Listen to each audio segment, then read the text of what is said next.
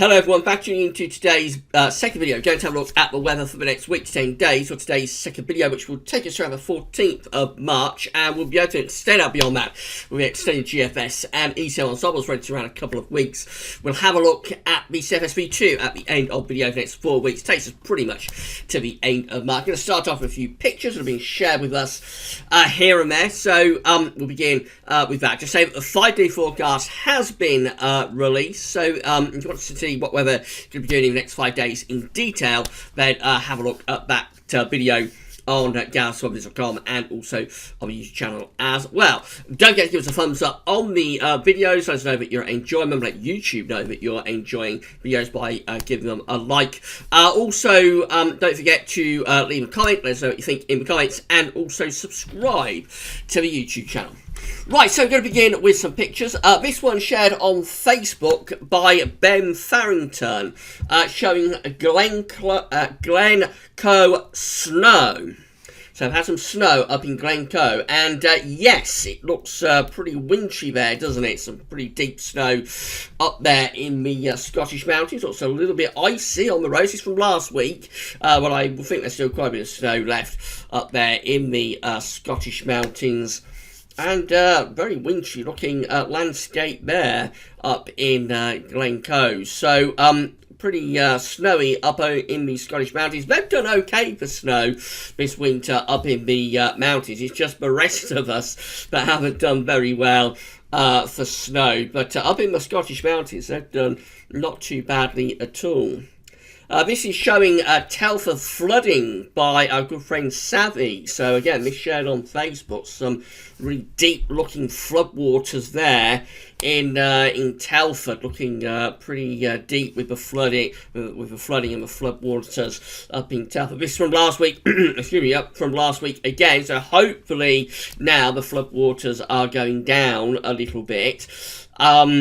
But yeah, river's very, very deep and swollen up there in Telford. This was shared on GalsWeather's Twitter page. This is Rainbow. I'm not sure where it is, but a rainbow picture from Jezza Thorpe. So thanks to Jezza for sharing that. And again, I'm not sure where that is, but very nice looking showery landscape and a rainbow over the harbour there. Now we're refreshing, so that's a bit of a nuisance, isn't it? So let's see if that's going to come up or what's going to happen. So this was shared by GM, showing hail. Again, this from last week, a little bit of a hail storm going on. So GM shared that with us. And then this one from our good friend Richard Trott, showing some snow at Lion Inn, which is Blakey Ridge. Blakey Ridge had some snow last week, and Richard went and had a bit of a meal at the Lion Inn, and also found some snow as well. It looks like they do very nice food at the Lion Inn, but also a pretty wintry looking landscape there at Blakey Ridge with the Lion Inn. But there are signs of spring, and this one was shared on GalsWeather's comment section by Neil. This is Neil's Blossom, and yes, Neil did manage to find a little bit of blossom in the West Midlands. So signs of spring definitely in the air, although maybe a little bit delayed because it's pretty chilly at the moment and we've got more rain to come, particularly next week, looking very unsettled, I'm afraid, again. More about that in a moment. Big thank you to everybody for sharing their pictures with us. I may do a few more in a few days' time. So if you would like to have your picture featured in the videos, then you can share them with us on the GalsWeather's Facebook and Twitter pages. Links in the description at YouTube, and we'll link to those two pages on all of the pages at GalsWeather.com. Also, you can email them to us at GalsWeather@gmail.com. I do think I've got a couple that have been emailed, but I went through the emails and actually everything that was emailed has already been featured. So, but you can email them to galsweathers@gmail.com, and also, of course, you can share them in the comment box at galsweathers.com as well. You can't post pictures into the comments at YouTube, unfortunately. But we're across all social media. We're also on Instagram. Don't forget the GalsWeather's Instagram page. So give us a follow there.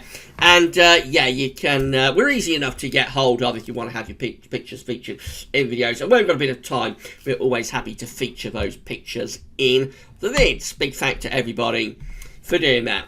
Right, so let's move on with weather next week, 10 days. These are the GFS upper air temperature and precipitation ensembles the next couple of weeks. We're going to Aberdeen today. So the red line is the 30-year upper air temperature average for Aberdeen. We're going to be a bit below average for the next 2 or 3 days.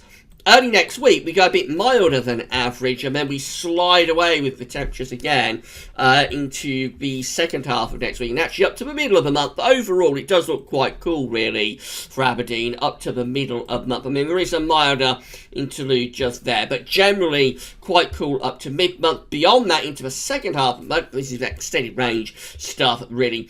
Very close to average, maybe a slight tick up in the temperature into the second half of the month, but not particularly big deviation. As far as precipitation is concerned, a reasonable amount of dry weather until the weekend, and then early next week it starts to turn more unsettled. It's not a deluge what we see there for Aberdeen, but it certainly looks like it's turning a bit more unsettled next week, which of course the second week of March is a week we was highlighting for some drier weather, but that's been pushed back now, and it looks like next week will probably, if anything, be more unsettled than this week. Temperature anomalies from the 4th to the 12th of March, quite close to average, a little bit above for England and Wales, a little bit below further north. Precipitation anomalies from the 4th to 12th of March, a little bit above average for western parts of Scotland, drier than average for eastern England. Again, it's not a particularly big deviation anywhere. That's how the GFS is looking for Saturday. So on Saturday, we bring an area of low pressure in from off the Atlantic. That'll bring wet and windy weather across the country late Saturday and into Sunday. Early next week looks unsettled, low pressure continuing to power in. What we will find early next week is that it goes quite a lot milder. Winds pump up from the southwest, so it will go milder for a time through the early part of next week. But then back to those cold, showering northwesterly winds again for the middle of the week. This takes up to the end of next week, Friday, 13th of March. Again, looking quite cold and showery with the wind in from the northwest. Then we move beyond day 10 and we start to push these areas of low pressure to the east and turn the wind into the north. So winds turn northerly through to the middle of the month and it starts to get colder. And into more extended range, taking us to Monday the 16th of March. Again, quite cold northerly winds down across the country. They could well bring wintry showers to northern and east areas. And then a ridge of high pressure builds through the country as we end this GFS run, which gets us to Friday the 20th of March. We're building a ridge through the country, so it is turning dry, but will probably still be quite cold, and certainly there will be a risk of overnight frost. GM looks like that, so again for Saturday, a little bit of a transient ridge to start off with, but then low pressures coming in off the Atlantic, bringing us wet and windy weather Saturday night into Sunday morning. Then we're going to sunshine and showers through Sunday. Early next week, we've got this mild push of winds from the southwest. Will be very windy though, could be up to gale force with those wind gusts, but temperatures will be turning quite a lot milder as well. Moving to the middle and second half next week, excuse me, we find that weather remains quite unsettled and changeable. That's how I look at day 10. So we get through to the 14th of March. It's still looking pretty unsettled then, with low pressure continuing to come in from off the Atlantic. ECM, again, we're under this slight transient little ridge of high pressure on Saturday, but not for long. Low pressure turns us wet and windy late Saturday and into Sunday. Then early next week, it looks unsettled. Bands of rain coming in from off the Atlantic. Showers in between those bands of rain. We just keep the low pressure coming through next week. That's how long as we get to day 10, which is Saturday the 14th of March. Again, looking quite unsettled with the next low pressure waiting in the wings. This is a very unsettled spell continuing up to the middle of March now. So this is the precipitation type forecast based on that ECM run from Meteo.com. Showery rain into the southwest and southern counties today. Drier further north. The rain turns heavy tonight in the far south and southeast into tomorrow morning before it pulls away into France. Then we're left with sort of wintry showers in the west. They might get a little bit more widespread through to Friday. Over weekend, after a dry start, Saturday, wet and windy weather pushing in from off the Atlantic overnight Saturday into Sunday. When the rain clears away, Sunday leaves us going back into sunshine and showers. Through the early part of next week, more wind and rain driving in from off the Atlantic. Some very heavy rain mixed in with that too. We just keep the unsettled weather going through next week. Really further bouts of rain, particularly for England and Wales. Always the risk of snow at times in the north, especially over high ground, but maybe not exclusively so. That's the 12th of March, suggesting a chance for a bit of a stir event for Northern Ireland, southern Scotland. Rain further south with that one. Then we move up towards day 10 as far as we go to the 14th of March. The next batch of wind and rain is moving in from off the Atlantic. So after a rather calmer and slightly less wet week this week, although still with rain around obviously, but it's slightly less wet this week, we could be going back to wetter conditions again, unfortunately, next week. And that could take us up to the middle of the month. These are the options on the table within the ECM ensembles today for day 10, which gets us to the 14th of March. We have 22 members of the ECM ensembles with lots of low pressure driving in from off the Atlantic. They're very unsettled. 21, again, low pressure generally around the country, so they're going to be unsettled up to day 10 too. An 8 with low pressure, a little bit more out to the northwest, high pressure a little bit more to the east-southeast. But really up to the middle of March now, the ECM ensembles are keeping things unsettled with low pressure in control. In 2 weeks' time, these are the options that we've got within the ECM ensembles. Gets us to the 19th of March. 20 members of the ECM ensembles have above average heights to the east and below average heights to the west. That's a drier option and also quite mild, potentially even a little bit spring-like. Winds could be from like a southerly to southeasterly direction with that. So that's much drier and potentially a lot milder too. 18 members of the ECM ensembles with high pressure out to our west, low pressure to the northeast. That's going to be a bit drier as well, but it would be quite chilly, I think, with that one. Winds in from the northwest. And then 13 keep the unsettled weather going even into the third week of March. These ones keep things unsettled with low pressure centred over country. That's a minority option. The majority of ECM ensemble members are getting higher pressure, more involved into the second half of the month. But given the way the weather has gone over the past few months, I wouldn't be ruling out these 13 just here, although that's a minority option for this time frame in 2 weeks' time.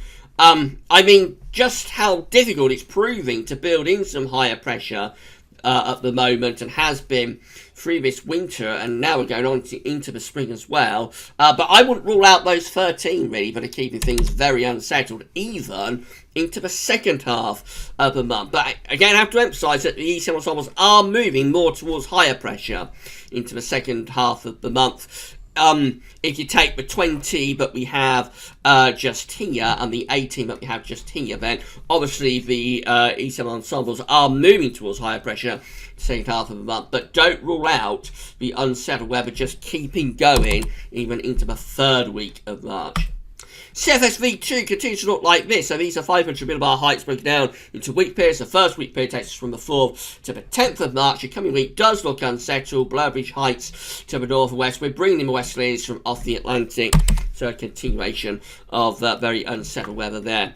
Week 2 is the 11th to the 17th of March. Again, low pressures out to the northwest. Higher pressure, though, beginning to build to our south and southeast. It's what the CFS has been going for consistently for several weeks. And as March progresses, it should get more anticyclonic. Jet stream starts to move northwards and temperatures become milder as well. Week 3 then has us looking like this. It's the 18th, 24th of March. Above average heights then centred to our east. Below average heights out to west northwest. That could still be a little bit unsettled though. We've probably still got quite an influence from the jet stream there. Driest weather would be in the southeast, but I think that could be relatively unsettled actually that week.